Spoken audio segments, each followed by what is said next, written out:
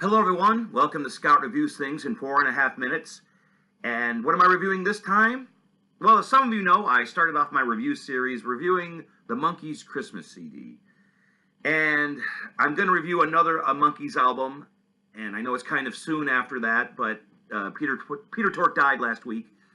And that was a shame because I never met the man, but I know people who have met him. And they said he was just the nicest guy in the world, and the Monkees were a big part of my life growing up. They're a big part now. Excuse me. Love listening to the Monkees whenever I can. So what am I reviewing this time? I am reviewing the Monkees Greatest Hits album.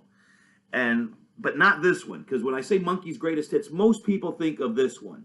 But I'm not reviewing this one. I am reviewing this Monkees Greatest Hits album.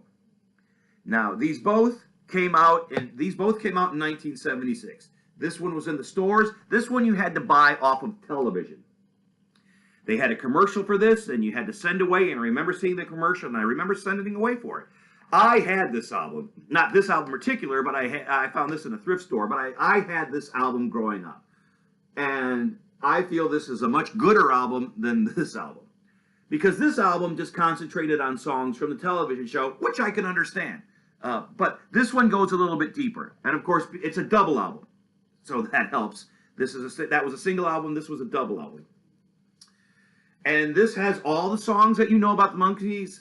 They have all the songs, all the #1 hits: Last Train to Clarksville, Daydream Believer, Pleasant Valley Sunday, Theme to the Monkees, extended version of Theme to the Monkees, all on here. But they also have songs. They have songs from every Monkees album on here.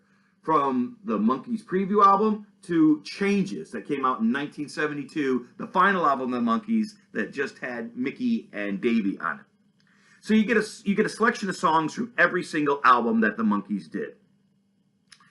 And the order of the songs are very important on this album, I feel, because they don't put all the greatest hits on one side and then put all the obscure songs on the other side. Because if they did that, people would just listen to side A and side B and not listen to side C and side D.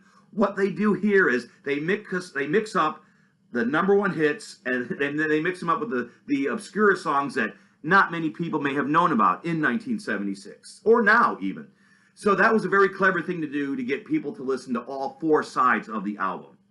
And what this does is it introduces you to songs that the Monkees recorded after the television show went off the air. They did 4 albums after, and I'm including Head, even though the show was still on the air when Head came out in reruns, I am including Head. So they did 4 albums after the show went off the air. And like I said, there's songs of all these albums on here. So if you listen to this album, it may get you interested in just purchasing the more obscure Monkee albums, not just the ones that came out while the television show was on.